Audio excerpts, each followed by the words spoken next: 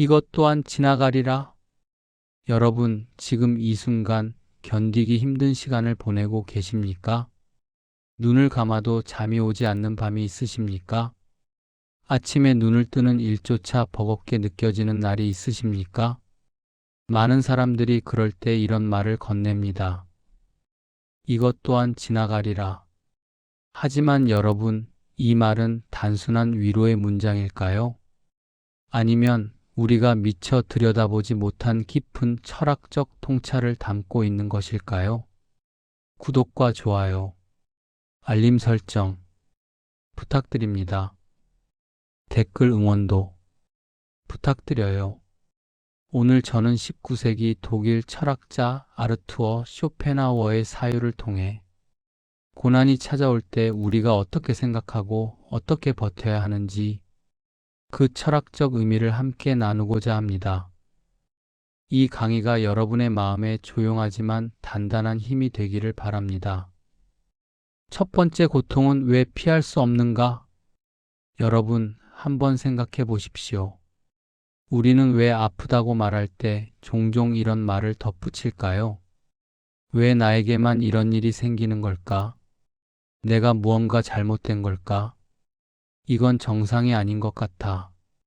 우리는 고통을 예외적인 것으로, 비정상적인 것으로 받아들이는 경향이 있습니다.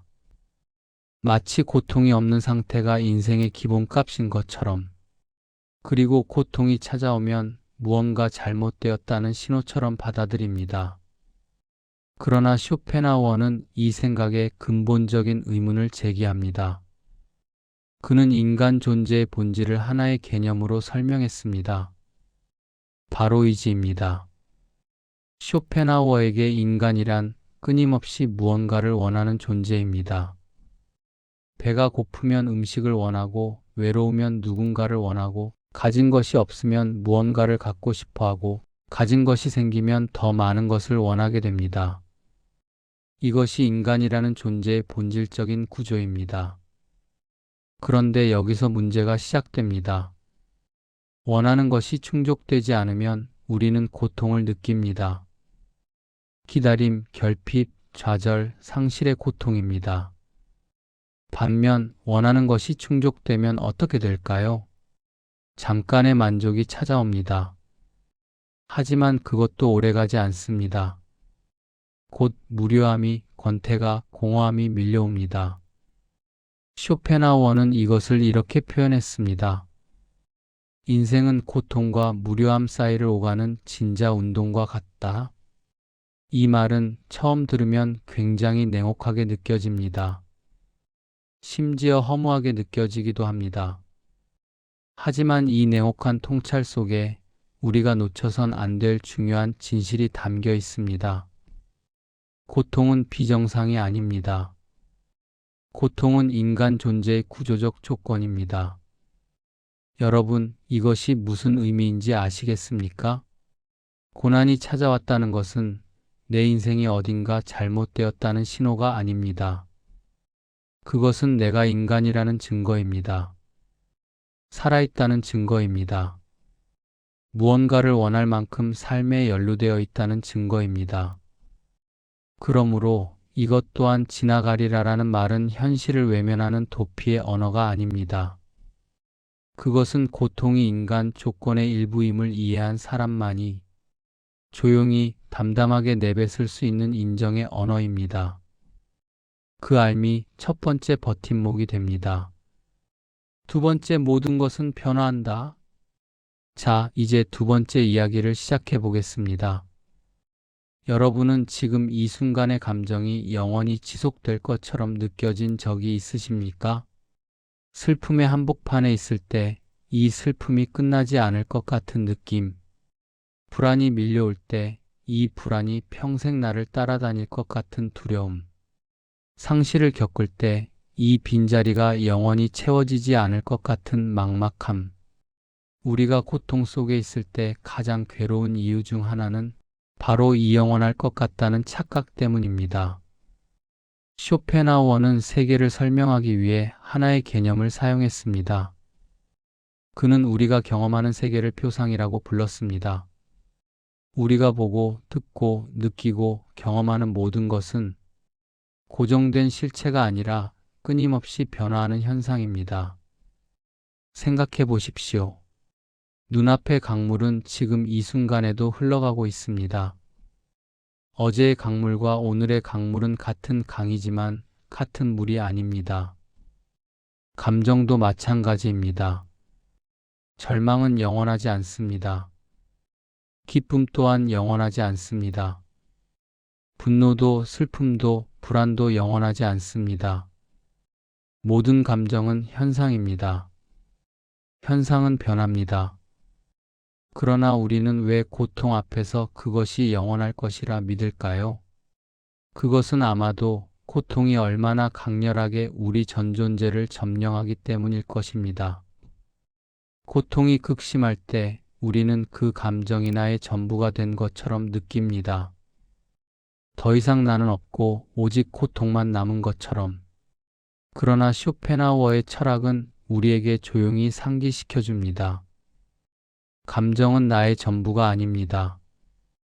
감정은 나를 통과하는 현상입니다. 폭풍은 거셉니다. 하지만 영원히 지속되는 폭풍은 없습니다. 비가 옵니다. 하지만 영원히 내리는 비는 없습니다. 어둠이 깊습니다. 하지만 영원히 밝아오지 않는 새벽은 없습니다. 강물은 흐르고 계절은 바뀌고 상처는 결국 시간 속에서 형태를 바꿉니다. 그러니 이것 또한 지나가리라라는 말은 단순한 위로가 아닙니다. 그것은 모든 것이 무상하다는 변화의 본질을 꿰뚫어 본 통찰입니다. 지금의 고통이 영원할 것처럼 느껴지십니까? 철학은 여러분께 조용히 말합니다. 지나갑니다. 반드시 지나갑니다. 세 번째 고통은 우리를 성숙하게 한다. 자, 이제 세 번째 이야기로 넘어가 보겠습니다. 여러분, 인생에서 가장 힘들었던 순간을 떠올려 보십시오. 그 시간이 지나고 나서 여러분은 어떤 사람이 되어 있었습니까? 많은 분들이 이런 말씀을 하십니다. 그때가 힘들었지만 그때가 없었다면 지금의 내가 없었을 것이라고. 이것은 단순한 자기 위안이 아닙니다. 쇼펜하우어의 철학이 설명하는 깊은 진실입니다. 쇼펜하우어는 고통이 인간의 자기 인식을 깊게 한다고 보았습니다. 평온한 시기에 우리는 어디에 있습니까? 대부분 외부를 향해 있습니다. 타인의 시선, 사회의 기준, 세상의 소음 속에 빠져 있습니다. 내 안을 들여다볼 여유가 없습니다. 그러나 고통이 찾아오면 우리는 어쩔 수 없이 안으로 향합니다. 외부의 자극이 사라집니다. 화려했던 것들이 의미를 잃습니다. 그리고 우리는 처음으로 혹은 오랜만에 자신을 마주하게 됩니다. 내가 무엇에 그토록 집착하고 있었는지, 무엇을 지나치게 두려워했는지, 무엇이 정말 중요하고 무엇이 중요하지 않은지, 내가 어떤 사람인지 어떤 사람이 되고 싶은지. 고난은 우리의 환상을 벗겨냅니다. 우리가 중요하다고 믿었던 것들 중 정작 고통 앞에서 무의미해지는 것들이 얼마나 많은지 고난은 그것을 적나라하게 보여줍니다. 그리고 그 자리에 진짜 중요한 것들이 남습니다. 그러므로 이것 또한 지나가리라는 말은 단순히 시간이 지나면 나아진다는 뜻이 아닙니다. 그 시간이 지나는 동안 나는 이전과 다른 사람이 된다는 뜻입니다. 고통을 통과한 사람의 눈빛은 다릅니다. 그는 더 신중합니다. 더 겸손합니다. 더 깊습니다. 쉽게 흔들리지 않습니다. 작은 일에 쉽게 상처받지 않고 타인의 고통에 더 깊이 공감합니다. 삶을 당연하게 여기지 않고 소박한 것들에서 감사함을 찾을 줄 압니다. 이것이 고통이 우리에게 주는 것입니다. 여러분은 지금 어떤 통과 의례를 지나고 계십니까? 그 시간이 지나고 나면 지금보다 조금 더 깊어진 여러분이 서 계실 것입니다. 그것을 믿으십시오. 네 번째, 거리를 두는 지혜. 이제 네 번째 이야기를 드리겠습니다. 쇼펜하우어는 솔직한 철학자였습니다. 그는 고통을 완전히 없앨 수 있다고 말하지 않았습니다. 그것이 불가능하다는 것을 그는 누구보다 잘 알았습니다. 인간이 의지하는 존재인 한, 욕망은 계속되고 고통도 계속됩니다. 하지만 그는 하나의 가능성을 이야기합니다. 고통으로부터 거리를 둘 수는 있다. 그가 특히 주목한 것은 예술이었습니다. 음악을 들을 때, 아름다운 그림 앞에 섰을 때, 시를 읽을 때, 우리는 잠시 욕망의 소용돌이에서 빠져나옵니다. 원하고, 추구하고, 두려워하고, 집착하는 의지의 세계에서 잠깐 벗어나 그저 바라보는 존재가 됩니다. 이 순간 고통은 잠시 힘을 잃습니다. 이것이 쇼펜하우어가 예술에 부여한 특별한 의미입니다. 예술은 오락이 아닙니다. 예술은 의지의 고통에서 잠시 자유로워지는 철학적 탈출구입니다. 그런데 이 통찰은 예술에만 적용되는 것이 아닙니다. 우리가 고통 앞에서 완전히 압도되는 이유는 무엇일까요? 우리가 그 고통의 한복판에, 그 감정의 중심에 서 있기 때문입니다. 아픔이 나를 완전히 채울 때 나는 고통과 하나가 됩니다. 더 이상 나는 없고 오직 고통만 남게 됩니다. 그러나 한 발짝 물러서면 어떻게 될까요? 고통을 느끼는 나가 아니라 고통을 바라보는 나가 될 수 있다면, 아, 나는 지금 두렵구나. 아, 나는 지금 슬프구나. 아, 나는 지금 지쳐 있구나. 이렇게 감정을 대상으로 바라볼 수 있을 때 그 감정은 더 이상 나의 전부가 아닙니다. 그것은 내가 경험하는 하나의 현상이 됩니다. 이것이 쇼펜하우어가 말하는 거리를 두는 지혜입니다. 이것 또한 지나가리라는 말은 바로 이 거리에서 나옵니다. 내가 이 감정에 완전히 삼켜진 사람이 아니라 이 감정을 바라보고 있는 존재임을 선언하는 말입니다. 그 순간 고통은 더 이상 전부가 아닙니다. 다섯 번째, 담담한 긍정. 이제 마지막 이야기입니다.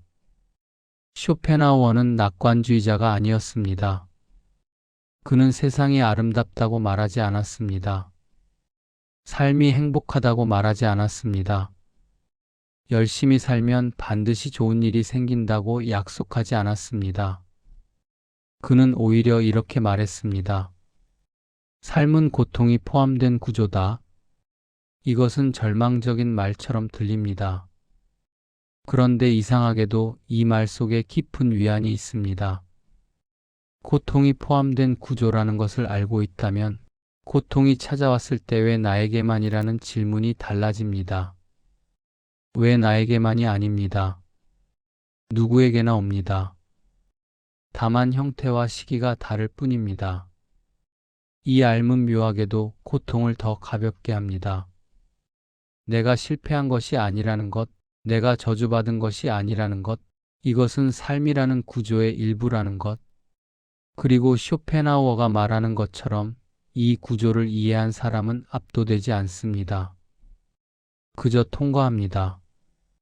이것이 바로 쇼펜하우어적 의미에서 이것 또한 지나가리라의 철학적 본질입니다. 그것은 행복해질 것이다라는 장밋빛 약속이 아닙니다. 그것은 이 고통도 영원하지 않다는 이성적 통찰입니다. 그리고 이 통찰은 묘하게도 우리를 평온하게 합니다. 고통이 끝나기를 절박하게 요구하지 않아도 됩니다. 고통을 빨리 끝내려고 발버둥 치지 않아도 됩니다. 억지로 웃으려 하지 않아도 됩니다. 그저 이것이 지나갈 것임을 알고 있으면 됩니다. 고난은 파도처럼 옵니다. 파도를 멈출 수 없습니다. 파도와 싸워 이길 수도 없습니다. 하지만 우리는 파도를 탈 수 있습니다. 파도 위를 지나갈 수 있습니다. 그리고 파도가 지나고 나면 바다는 다시 잔잔해집니다. 담담하게, 흔들리되 쓰러지지 않고 지나가게 두면서 그것이 쇼펜하우어가 우리에게 건네는 지혜입니다. 클로징 약 1분. 여러분, 저는 이 영상을 마치며 한 가지만 부탁드리고 싶습니다. 이것 또한 지나가리라라는 말을 단순한 위로 문장으로 사용하지 않으셨으면 합니다. 이 말은 현실 회피가 아닙니다. 버티지 못하는 사람의 자기 합리화가 아닙니다. 오히려 이 말은 삶의 본질을 이해한 사람의 담담한 선언입니다. 고통은 인간 조건의 일부입니다. 모든 것은 변합니다. 감정은 현상입니다. 나는 그것을 바라볼 수 있는 존재입니다. 그리고 이것도 지나갑니다. 고난은 우리를 시험합니다. 때로는 부러뜨리려는 것처럼 느껴질 만큼 거셉니다. 그러나 우리는 매번 통과하면서 조금씩 더 단단해집니다. 뿌리가 더 깊어집니다. 혹시 지금 힘든 시간을 보내고 계신다면 그 시간을 억지로 끝내려 하지 않으셔도 됩니다. 빨리 나아지려고 자신을 채찍질하지 않으셔도 됩니다. 그저 기억해 주십시오. 이 감정도 지나갑니다. 이 상황도 지나갑니다. 이 밤도 지나갑니다. 그리고 지나간 자리에는 지금보다 조금 더 깊어진 여러분이 서 계실 것입니다.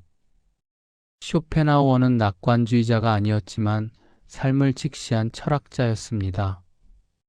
그 직시 속에서 발견한 것은 고통에 압도되지 않는 인간의 가능성이었습니다. 오늘 이 시간이 여러분께 조용한 사유의 시간이 되었기를 바랍니다. 그리고 이 사유가 다음 고난이 찾아왔을 때 여러분 곁에 남아있기를 바랍니다. 긴 영상 시청해 주셔서 고맙고 감사합니다.